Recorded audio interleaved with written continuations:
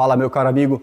Existem situações onde a pessoa precisa vender um carro, mas por algum motivo não tem disponibilidade para acompanhar o momento da venda. E aí nessas horas faz uma procuração, igual essa que eu tenho aqui em mãos, faz uma procuração num cartório, dizendo que o carro pode ser vendido para outra pessoa. Você já passou por uma situação como essa? Bom, eu sou o Felipe Carvalho, o caçador de carros, especialista em procura e avaliação de carros usados, e nesse vídeo eu vou te dar uma dica muito importante sobre procuração para a venda de um carro usado. Eu estou aqui com este Honda Civic, que inclusive eu escrevi na coluna desta semana sobre este carro, estou fazendo cuidando da venda deste carro, estou preparando ele para a venda, um carro que estava ali com a manutenção negligenciada, então foi até o tema da coluna escrita que foi por ar nesta semana.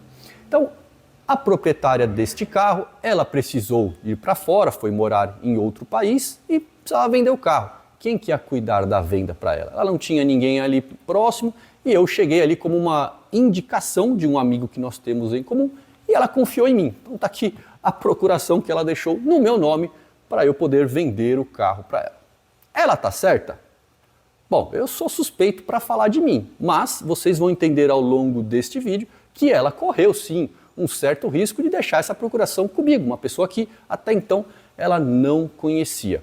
Com uma pessoa que trabalha com carros, com um negociante de carros, que é o que acontece muito, né? Pessoas que deixam carros em lojas de maneira ali consignada, né? Não vendeu o carro para a loja, deixou o carro consignado e fica ali a procuração para o proprietário da loja, para um vendedor da loja, para que cuide desta venda.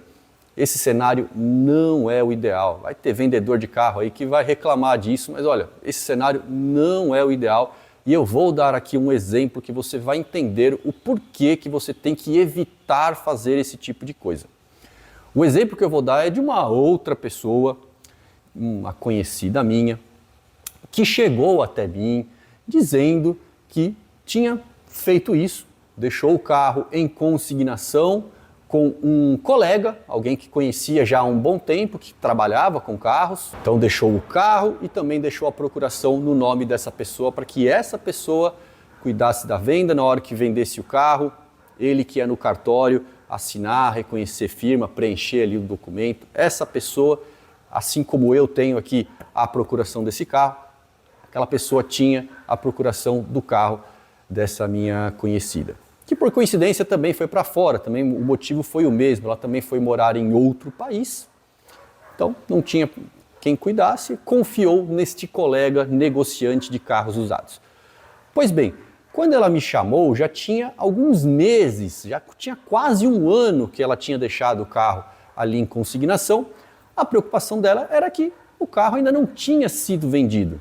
Toda vez que entrava em contato com esse negociante de carros, com esse colega que ela tinha, né, ele dava aquela mesma desculpa de que tá difícil de vender, o seu carro não tem um comércio muito bom, né, tá complicado, o mercado tá ruim, enfim, dava ali a desculpa, ia empurrando e ia ali deixando o negócio passar.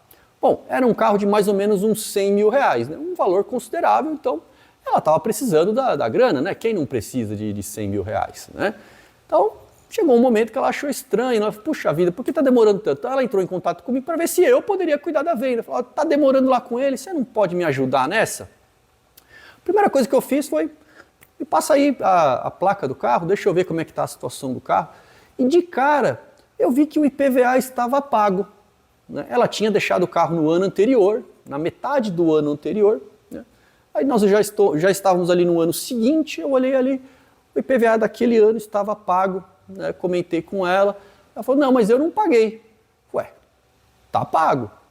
Ela entrou em contato lá com a pessoa e ele veio com o argumento de que ele tinha pago. Falou, é que estava próximo de pagar, eu já adiantei para vocês, depois a gente desconta da comissão.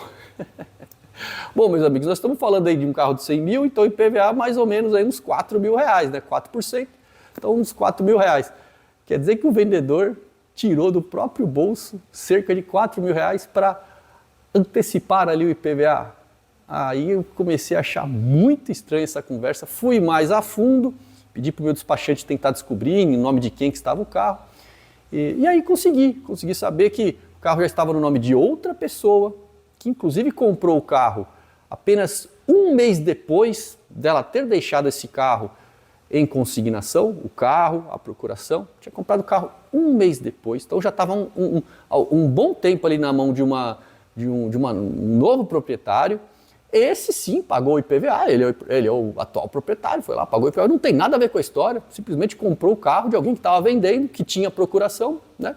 Então pagou o IPVA do carro, estava ali tudo certo, né? E aí eu tive que falar isso para ela, o seu carro já não é mais seu, está no nome de outra pessoa, inclusive financiado, essa pessoa que comprou financiou o carro, estava lá o gravame de uma administradora de consórcios que comprou o carro, pagou pelo carro, né? Então, estava ali muito claro que essa pessoa vendeu o carro, não quis falar nada ali naquele momento, ficou enrolando, ficou mentindo de que o carro não tinha sido vendido, até chegar algum momento que não ia ter como, ele ia ter que pagar, né? Mas enquanto ele pudesse ficar enrolando, ele estava enrolando. Para quê? Para que ele estava fazendo isso? Porque provavelmente ele estava trabalhando com o dinheiro desta pessoa. Então olha só, é o que eu disse que é o risco que a dona deste carro aqui, ela corre, né?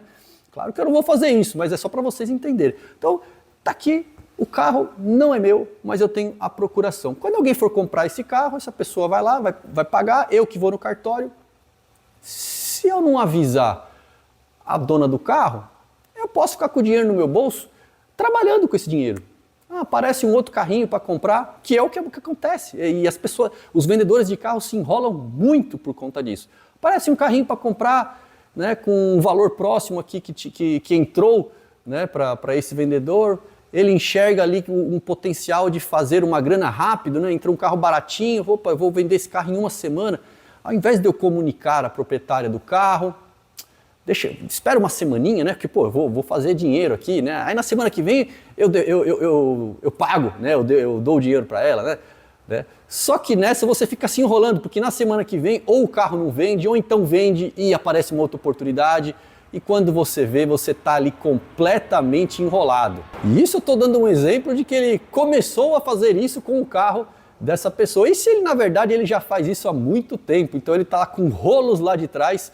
Quando ele vendeu o carro dessa minha conhecida, a grana que entrou para ele foi até para pagar rolos passados.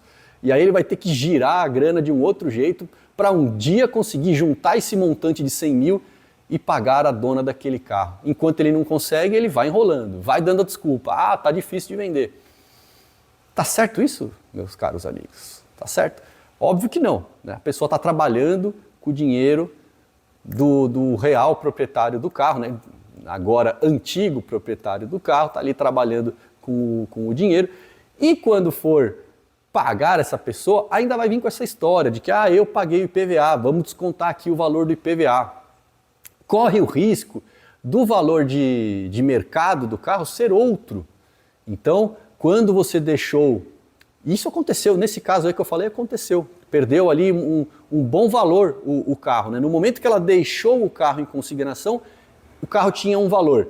Meses depois, né, como eu disse aí, quase um ano depois, a tabela caiu. E caiu bem. Não me lembro exatamente o quanto caiu, né, nessa ocasião, mas vamos colocar aí que foi uns 8 mil reais. Aqui nós já temos 8 mil reais de queda de valor de mercado que a pessoa não tinha culpa nenhuma, né, porque o carro vendeu rápido, vendeu em coisa de um mês, quando ainda tinha aquele valor de mercado. Aí ele quer pagar em cima do valor de mercado atual, que é menor, então já perde aí uns 8 mil, mais uns 4 mil que disse que pagou IPVA, e não é verdade, é mentira, quem pagou IPVA é o atual proprietário do carro, e aí em cima disso ainda vai lá descontar o valor da comissão, o percentual da comissão que foi negociado. E numa dessa, nós estamos falando aí de alguém que vai perder muita grana. Vai receber o valor lá do carro? Pode até ser que sim, no pior cenário, não recebe. Existe exemplo de pessoas que somem com o dinheiro, né? Somem, porque se enrola. São tantos casos, né? Multiplica isso, eu estou dando um exemplo, multiplica isso por 5, por 10, imagina uma loja que tenha 10 problemas desse para tentar resolver, 10 bolas de neve como essa, que estão toda hora crescendo. Procura aí no Google que você vai achar lojistas que sumiram do mapa, fecharam a loja e sumiram do mapa. As pessoas foram lá cobrar o dinheiro dos carros que deixaram em comissão, não tinha nem mais carro lá dentro e nem mais ninguém, a pessoa some do mapa. Crime, né? Óbvio, é um crime. Não pode fazer isso, não dá para aceitar esse tipo de coisa, né? Então tá aí. Tá aqui uma dica para você que de repente precisa fazer uma procuração para vender o seu carro, deixar que outra pessoa cuide do seu carro. Meu caro amigo, faça isso somente com quem você realmente confia.